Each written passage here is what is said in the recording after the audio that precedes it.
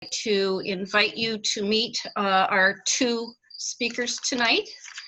Brian Sullivan is a representative in Sullivan County.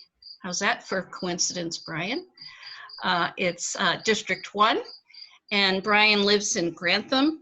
He is in his second term with the legislature and serves as the chair of the Labor, Industrial, and Rehabilitation Services Committee.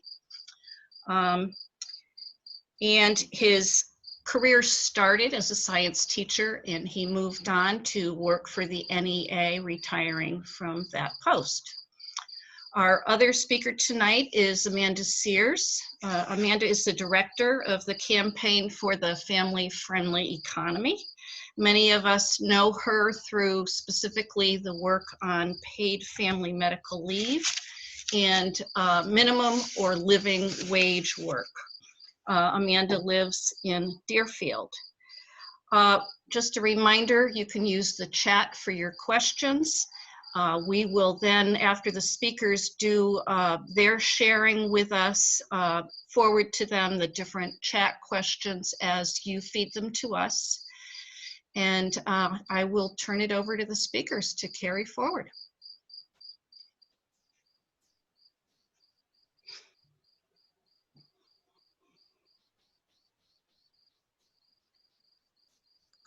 You have to unmute Amanda.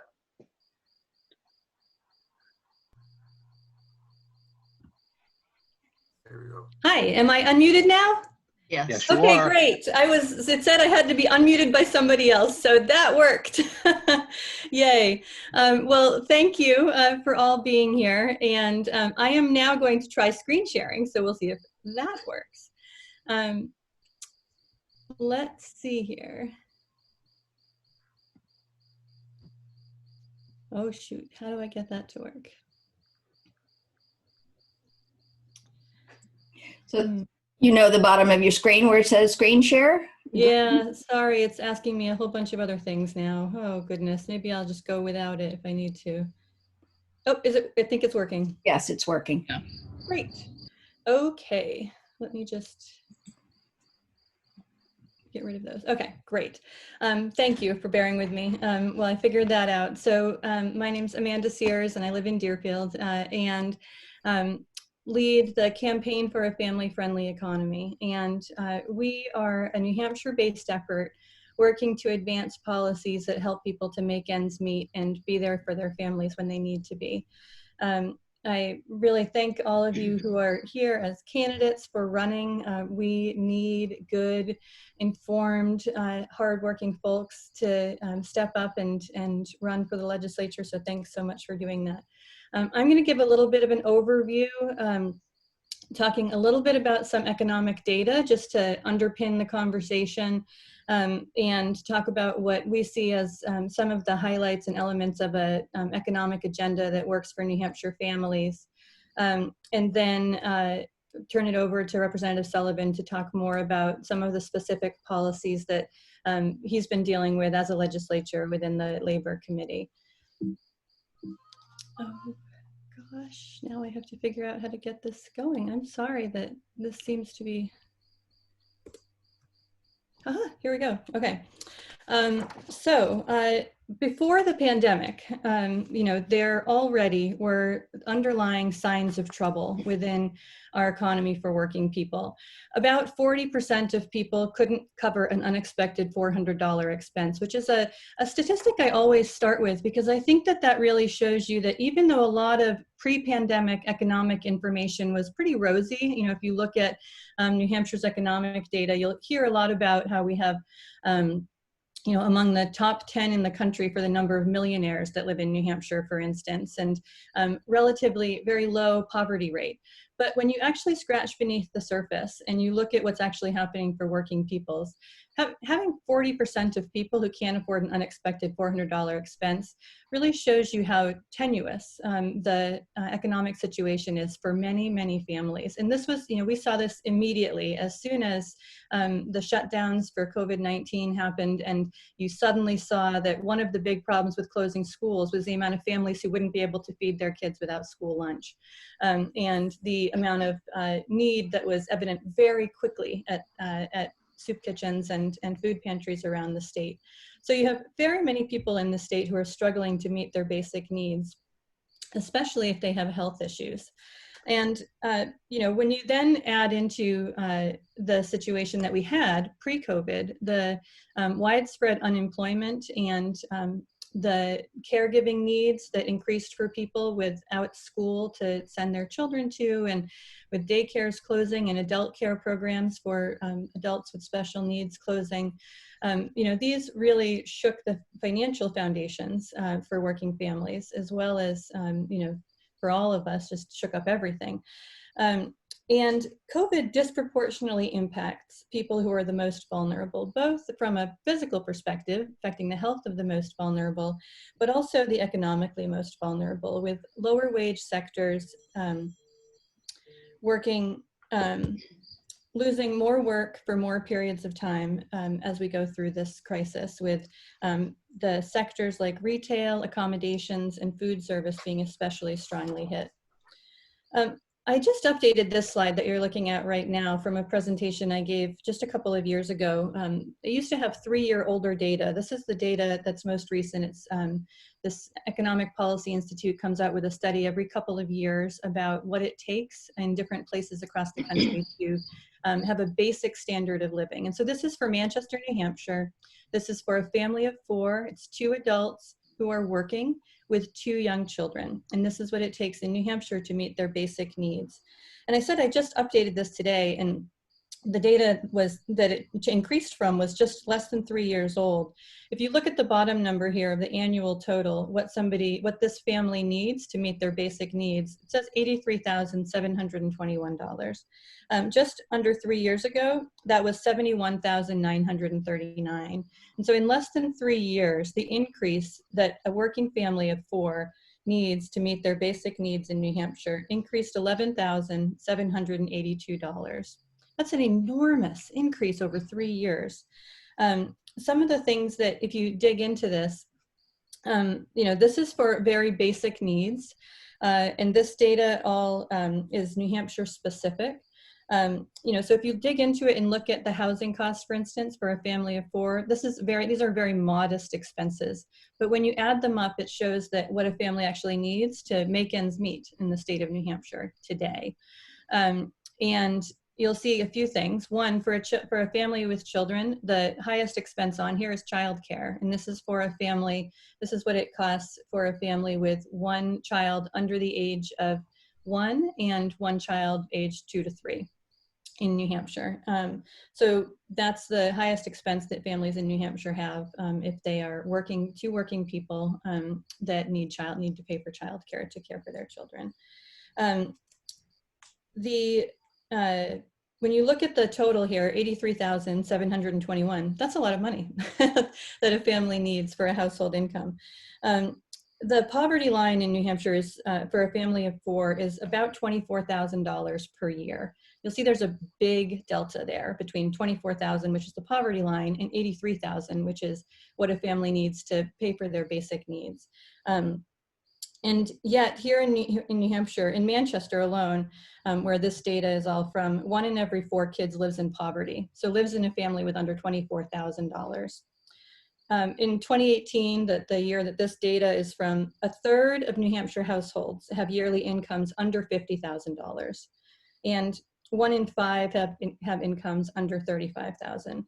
So if you think about that, in that 1/3 of New Hampshire households are under $50,000, but what it takes to make ends meet in New Hampshire, just to pay for the basics, is $83,000. You start to get a sense of why 40% of families don't have $400 for an unexpected expense, because they are really just scraping by. And some of the things that are missing on this slide, there's no student loan repayments, there's no retirement savings, there's no extras that are in here. And this is why families are really struggling. And this is, you know, I wanted to start here and then back up to income inequality, because we are known as one of the states that is doing the best economically. You know, we have in the top 10 of millionaires, we have one of the lowest poverty rates. And yet we have 1/3 of families who are making $33,000 less than they need to meet their basic needs in New Hampshire.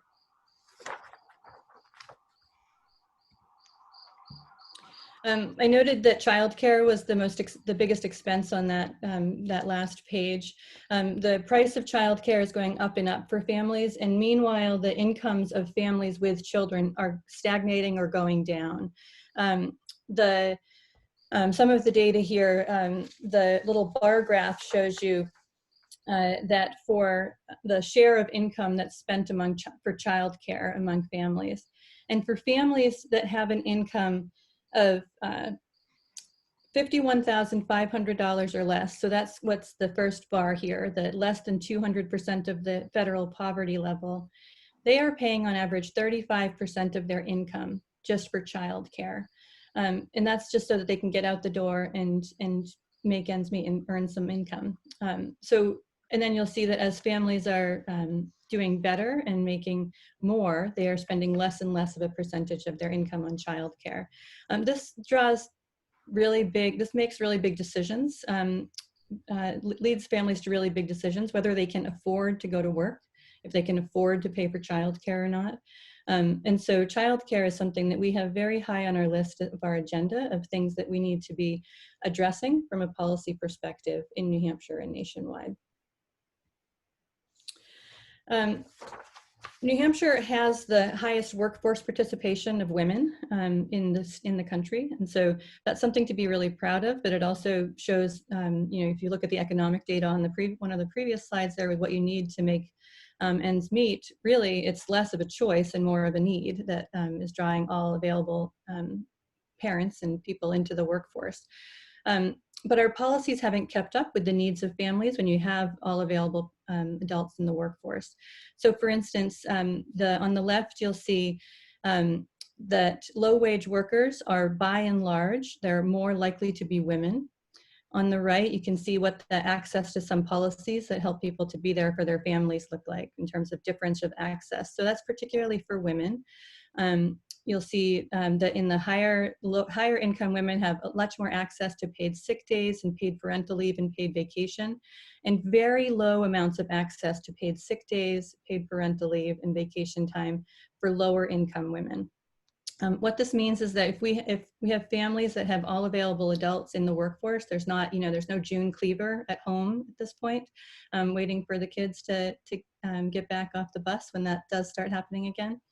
And so when a kid is sick or when a family member needs to be taken care of, whether that's a spouse having cancer care or an aging parent, somebody needs to take time off to do that. And especially lower income folks disproportionately do not have access to paid time off for caregiving. So when turning to our agenda, because I know I need to be relatively brief and I will dig in with questions on any of this, but these are some of the things that we have prioritized as an economic security agenda in New Hampshire. Establishing a family medical leave insurance program, funding childcare scholarships in the state budget, increasing the minimum wage, guaranteeing earned paid sick days, and ensuring hourly workers have advance notice of their schedules. Just to say a little bit about each of these and then turn it over to Representative Sullivan. Family medical leave insurance, New Hampshire has talked about this for over 20 years. We have had bills in the New Hampshire legislature for family medical leave insurance so that everybody in New Hampshire could have access to paid family leave. In the past 2 years, the legislature has passed very good, strong bills for family medical leave insurance that would ensure widespread access so that everybody who's working has access to paid family and medical leave, or virtually everybody. And that would cover, right now we have the Federal Family Medical Leave Act, which protects some people to take job protected leave, which means they can't get fired if they take leave. That is not widespread in terms of, it leaves a lot of people out. It's fairly widespread, but it leaves a lot of people out from that. And it also doesn't guarantee anybody paid leave. And so what family medical leave insurance would do would create a system that's a lot like unemployment insurance. It would run parallel to unemployment insurance, and it would enable folks to have partial wage replacement when they need to take time out from work to care for themselves or a family member. As I said, this has been passed twice in the past 2 years and vetoed both times by Governor Sununu. The minimum wage, we have, New Hampshire got rid of its minimum wage several years ago. We are following at this point the federal minimum wage, and that has been the same at $7.25 an hour since 2009, so for 11 years. Last year, I have some data from last year that says that a minimum wage worker would need to work 44 more days over the course of a year to make the same amount in real terms that they made in 2009. And here in New Hampshire, we are really subsidizing low-wage employers because New Hampshire has one of the highest percentages of public assistance funds going to working families. So 1/3 of our cash assistance welfare benefits are going to working people, and 35% of our SNAP food stamp benefits also go to working people, which really shows that people, even people who are working, cannot afford their basics and they need to be on food stamps and cash assistance welfare, and they qualify for those programs. So when we look at these kinds of policies that we need to implement for working families to help people to be there for their families and to make ends meet, the public is with us. So there is widespread support for policies like implementing a family medical leave program. When you put it up against other, support or oppose, 80% of people support access to affordable quality childcare. 76% support putting in place a program like the one that New Hampshire has passed in the past 2 years, and 64% support raising the minimum wage to at least $12 an hour, and half people support to $15 an hour. And the COVID has only increased these percentages. In March, the University of Maryland happened to be doing a national survey of support for paid leave. And what they found was that from the beginning of March to the end of March, there was a 6-point jump in support for a program much like New Hampshire's program that has passed and been vetoed to be implemented at the national level. And that was driven by an increase in understanding of the need for that program because of the shutdowns around COVID. And we're seeing big increases in support like that across the board. So I am going to wrap that up there. I have a lot more I'd love to say, but I'm also looking at the time and don't want to eat into Representative Sullivan's time. So I will save it for the questions.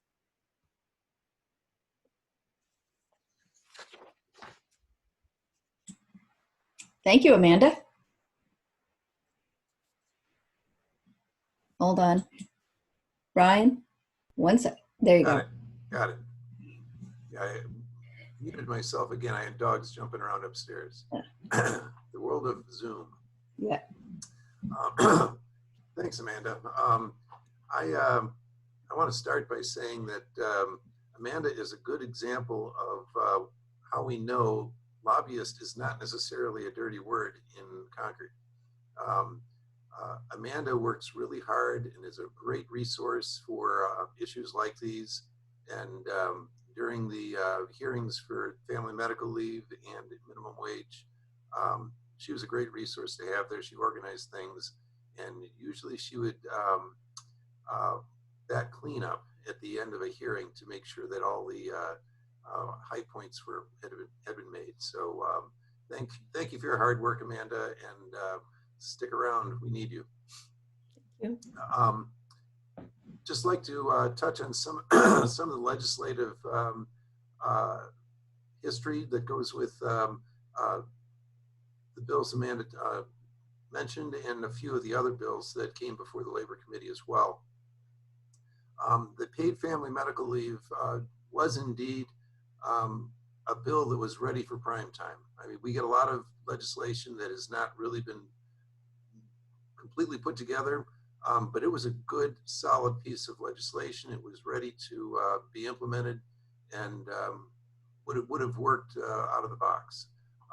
So hopefully we can pass it again. The governor likes to refer to it as an income tax. It's about as much of an income tax as unemployment or workers' compensation is. You know, those are programs that benefit working people to a very large extent, as would paid family medical leave. So I think calling it a income tax is a stunt, and it simply gives him an excuse to veto something that frankly is, as Amanda said, very popular. On the minimum wage, I think I'd like to share with you the process that we went through in this past year, grappling with the minimum wage. It was indeed a very interesting process, and it sort of hopefully will give some of you who are going to be new to the House an idea of the type of sausage making that sometimes goes on. The minimum wage during this term started out as 3 bills back in 2019, which was boiled down to a single bill last year, which increased the minimum wage to $12 an hour over the course of 3 or 4 years. That bill was vetoed. However, there was a bill that we retained in the House and in the Labor Committee, I should say, and we're able to revive that and bring it back for another look this year. So the fact that we had 3 bills was actually an advantage because it allowed us to take 2 bites of the apple on the minimum wage. This year, the Labor Committee, the one I chair, had quite a diversity of opinion on what we should do with the minimum wage. Everyone agreed, well, everyone, the Democratic caucus agreed that we should raise the minimum wage. But there was not agreement as to how far. We had one rep on the committee who believed that $10 an hour would be sufficient. He was from the North Country and was concerned with some of the tourism-based industries in the Mount Washington Valley. And we had some reps who felt very strongly that $15 an hour was perhaps a good start, but certainly nothing less than 15 would be what we should tolerate. In the end, the committee came up with an amendment to the original bill that took the minimum wage to $12 an hour over the course of several years, much like last year's bill did. Then, as we were going to the floor, the rep who felt $10 an hour was a better idea proposed a floor amendment for that $10 an hour.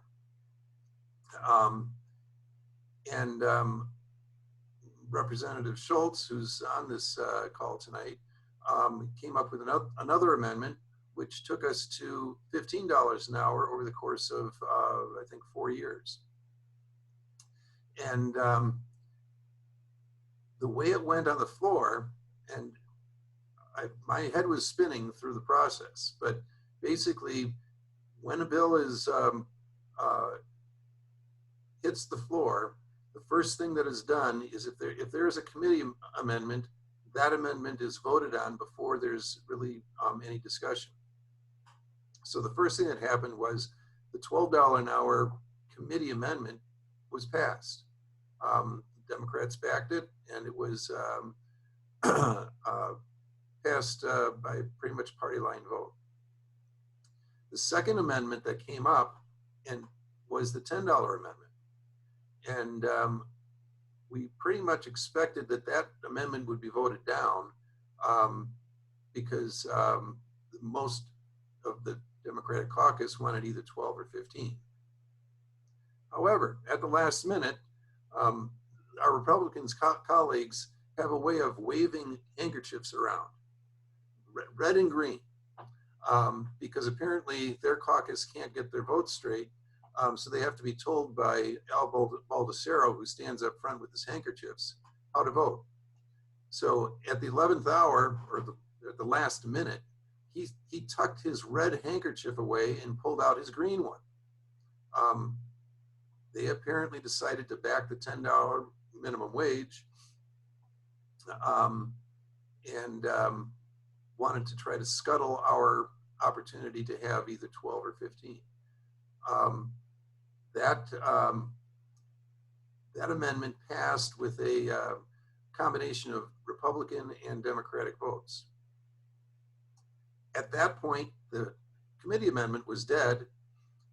The $10 amendment was the bill, and we went on to the third, or the last floor amendment, which was the $15 amendment. And in the past, we've not been able to get very close to $15. But in this instance, the $15 minimum wage did pass. And then it went on to a vote on the bill as amended. And that also passed pretty much by party line votes again. I think we lost about a handful of Democrats, maybe about 4 or 5. But that's how it moved through.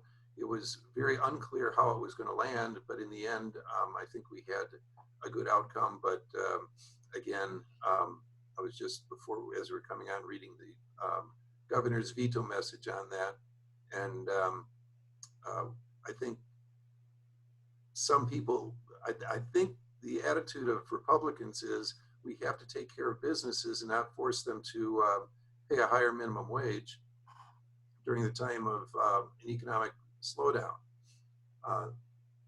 The reality that was pointed out to me and that I, very much agree with, is that the many of the low-wage workers are workers who are in grocery stores and other essential businesses, who have been on the front lines, putting their lives on the line, their health on the line, for a hourly wage of maybe $9, $10 an hour, maybe not $7.25 the minimum, but they're wages that would have been boosted by our bill to increase the minimum wage. So I think the governor in his message said this is absolutely the wrong time to do this. I would say this is absolutely the right time to do this, to support those low-income workers who are on the front lines. So let me move on to a few other bills. Another one that's near and dear to my heart is a public sector OSHA bill. I actually sponsored the bill. And many people don't realize that public sector workers in New Hampshire are not covered by OSHA health and safety standards. They are instead covered by our Department of Labor health and safety standards. This bill would have created a state plan that would have elevated the Department of Labor standards to match or exceed the private sector OSHA standards.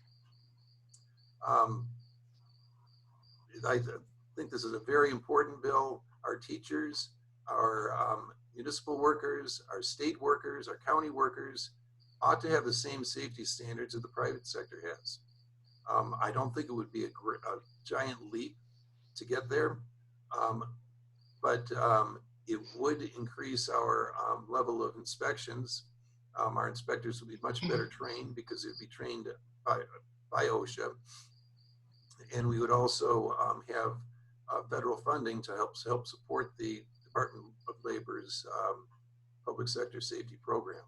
So I'm going to refile that this year. It was vetoed, and I'm going to refile it this year as a study commission so that we can. There's a lot of complications with it, and I agree that perhaps before we make a full commitment, knowing exactly what we're getting into would be a benefit. So the public sector OSHA will be refiled again, and hopefully within a few years we will have it. It takes 2 or 3 years, even if you're going fast, to get it done. A few other bills.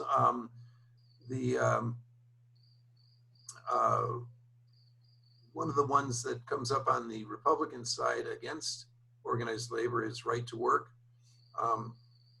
Seems to come up most every year. When the Republicans are in the majority, it's a very big banner waving issue that they bring forward.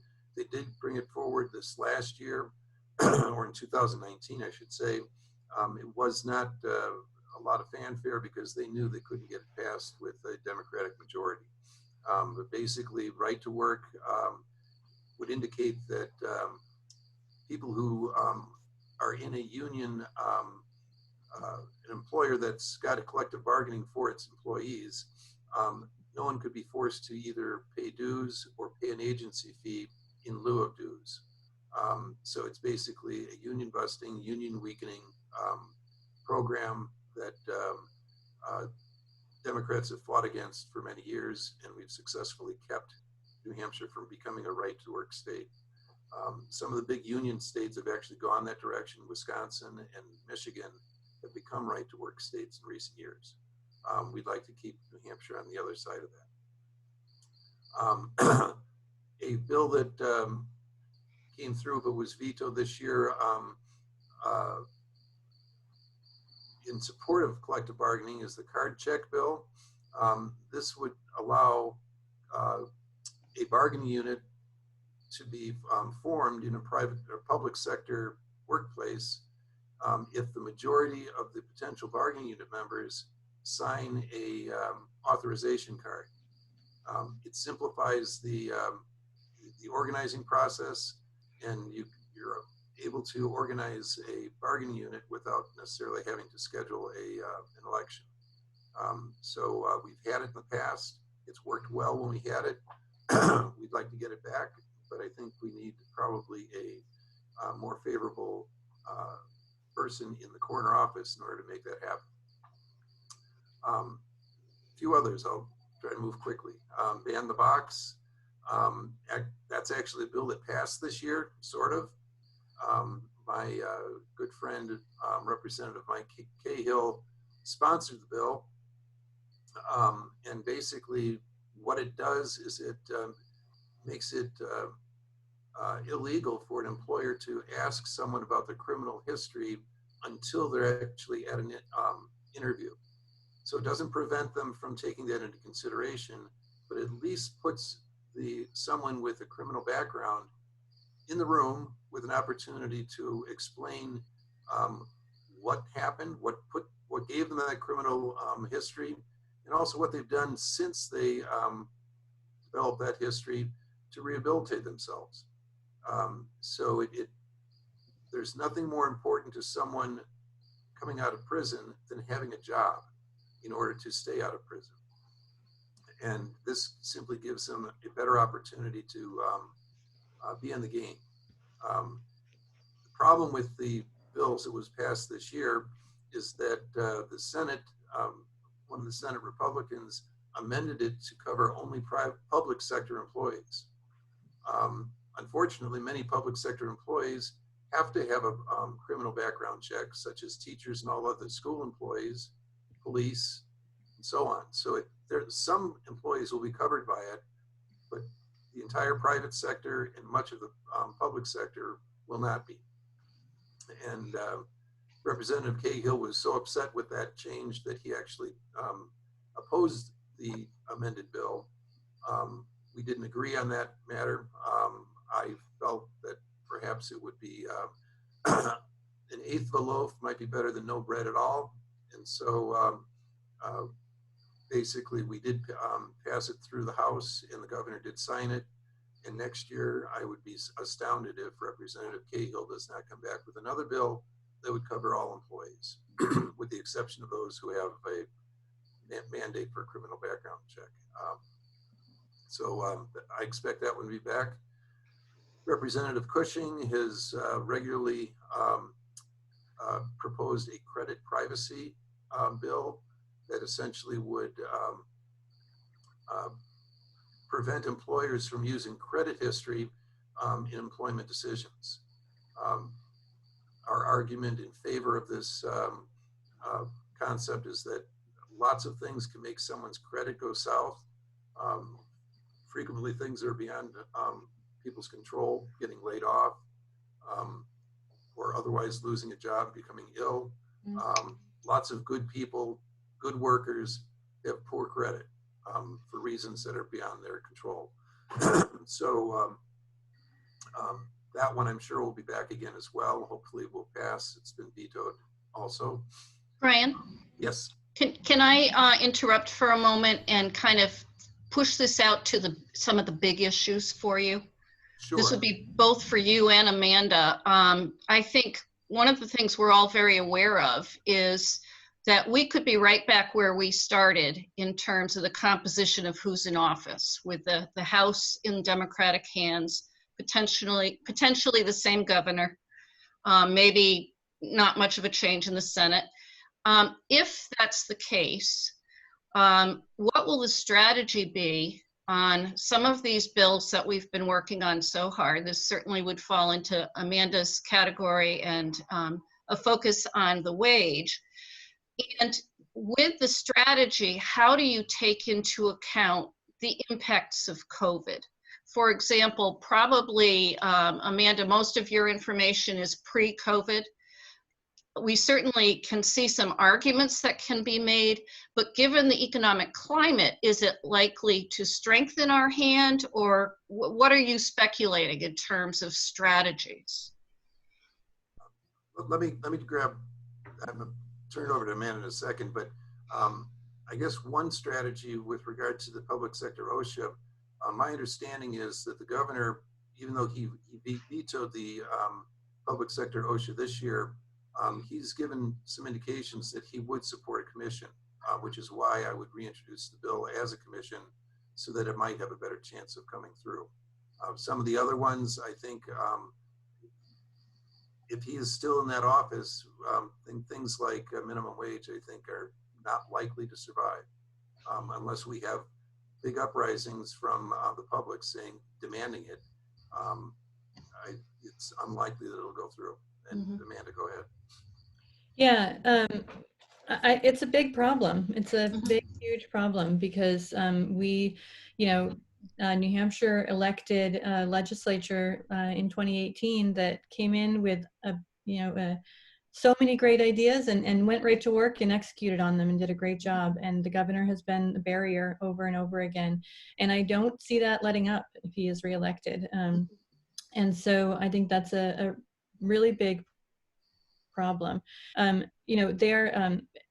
There may be places, we haven't talked about, the budget is the biggest piece of economic policy in the state. And so that is a big place, where both the effects of COVID are going to come into play, and where the state can and does do policy making that helps the economic security of working people.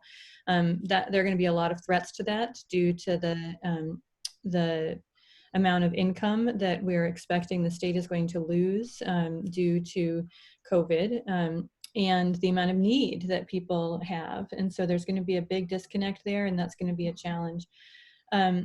If the governor is reelected, on the family leave front, for instance, I worry about bad policy being made. So, the governor has worked with a Republican senator this past year to introduce a bill that would really just end up with more of the same in terms of, making a voluntary program available theoretically, but that would lead to the same kind of disparity that we have now, where people that are least able to afford paid leave would be least likely to have it. But if something like that were to pass and get put into place, I worry that it would take a long time, of people saying that we need to see how it's working before we do something else. And so I think that could be worse than no policy making at all around it in some ways. So given the scenario that is potential, that we are right back where we started, with a dramatic exception that the budget is going to be a key factor, how do you feel about the employers coming to play more of a role, particularly with the low-wage workers, in advocating for them? And I'm thinking particularly of some of the healthcare facilities, whether they're hospitals, nursing homes, but these low-wage workers, do you see any avenue for some of those employers to be advocates for recognizing those workers? One of the groups that came forward during the hearing for minimum wage were the home health workers and the employers who employ those folks. And they came forward with a enthusiastic support for a higher minimum wage with a caveat. They were saying that we would love to pay our people more, but we need to get more reimbursement money in order to be able to afford to pay them more. So please don't give us a higher minimum wage without more funding, because we can't get the work done otherwise. So it was an interesting, and I do worry about, you know, some of those situations where, you know, I think watching the convention last night, and Senator Warren talking about childcare. The childcare workers are very low paid workers, and Amanda was showing earlier how much it costs a family to put their children in childcare. It's a real problem, because you can't afford to pay more for childcare, and that's what happens if you raise those folks' wages. So there are some issues that are there. And I would also point out that Amanda mentioned the budget. Two things happened with the budget this last time around. Paid family leave was put into the budget, as was a substantial increase in school funding. When it came down to the lengthy negotiations last summer, the paid family leave was dropped from the budget, but the school funding did go through. This next time around, it might be that the paid family leave would be the one that is pushed through over the objections of the governor, because you've got to get a budget. So those negotiations are always contentious. I'm sure there will be next year, probably more so. But that's a possibility in terms of strategy. Okay. Amanda, do you see any potential for gaining ground on the child care front with the business community and the recognition of the role of child care as it relates to getting the economy going again? Oh, that's a very interesting question. I mean, and as you know, like all of the slides that I showed really were pre-COVID, because we don't have a lot of information. You know, I saw a recent poll that said that 82% of Americans believe it's important businesses ensure female employees are not discriminated against in the workplace because of COVID caregiving. Because that is a really big concern, that this period of time when people, and it does particularly impact women, because women are by and large the people who overwhelmingly are taking time out from work to care for kids when the schools are closed, and even when schools open back up, if your child is sent home, they're out for 2 weeks.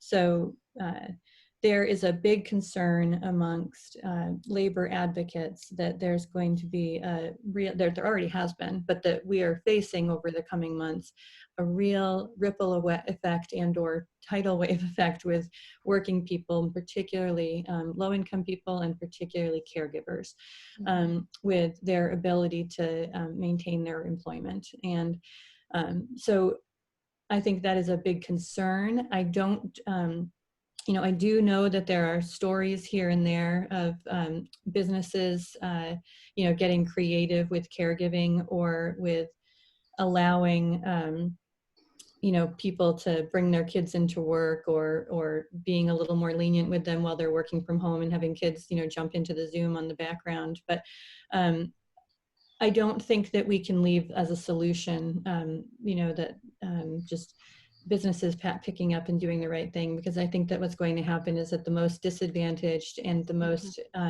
vulnerable are going to have employers that are not supportive, and it's going to really, you know, impact the amount that families can make ends meet over the long haul because of this period of time. Right. So I think that's a big worry. Okay. Can I answer a couple of questions that are in the chat? Yes, we're at our almost our finish point. So if you can do it briefly. I can try a lightning round. How's that? Okay. So there's a question about transportation, what's covered in that. That's from the Federal Highway Transportation Survey, and it includes auto ownership, use, and transit use. So it is sort of a full package. Also with utilities includes the heat and primary utilities, but doesn't include things like phone, cable, internet. Phone is in the other category. The millionaires point that I made was that New Hampshire has the 7th highest concentration of millionaires at 6.82%. So it's a percentage calculation. I don't have information right now about evictions because of the hold on evictions that was delayed, and I think that we are going to be seeing that happening over the coming months, but I don't have good current information about that. There was a question about the $600 employment boost and whether that is really driving people not to go back to work, and the answer is no. Just a flat out, one thing that I just want to definitely point out is that $600 number, it's really interesting because it comes from multiplying 15 by 40 hours. And so, that is the assumption that people need $15 an hour, in order to make ends meet, embedded in that piece of policy, which I think is really fascinating. And so, yes, it did make it so that some people were making more if they were getting that $600 boost than they are making at work. But that is really just points to the problem of very low wages. And we need to take that into account as we're doing our policy making. And folks are no longer getting that $600 boost. They're going to be getting, I think, a $300 boost going forward for a couple of months. But we've seen the unemployment rates have dropped dramatically. I think they're down to 8.1% or something. And so it wasn't a matter of people not going back to work. It was, a matter of, folks that have work available were going back and doing that work. And really, for more than anything else, childcare is going to be and has been keeping people out of work much more than that is, because people can't go back if they don't have somewhere to put their kids or adults that they're responsible for caregiving. And then Representative Schultz had a question about what can people do. So, and particularly she asked about videos. I had been on a call with some current reps recently, and there was a push that I had made for folks to submit videos or put videos online. That was about the federal exemptions. So I think that one of the biggest opportunities, if we re-elect Governor Sununu, the biggest opportunity for family leave if we elect Biden is the federal opportunity. But right now, the exemptions that were put into the Families First Coronavirus Response Act really leave a lot of family leave provisions. And so we want to close those gaps for people so that essential workers and the people who are need to be out of work for caregiving or for recovering from COVID have that kind of coverage. And so that's available to everybody. So that was a lightning round. Sorry, ran across a bunch of things.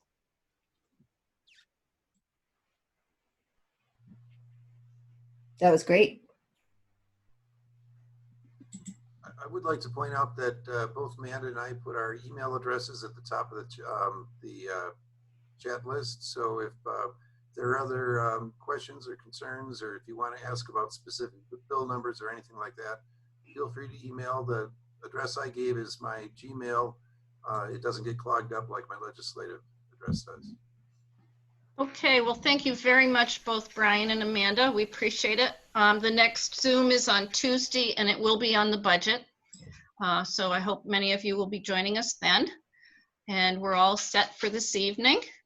Thank you very much. Thank you for having this. Thank you. Thanks, everybody. Thank you.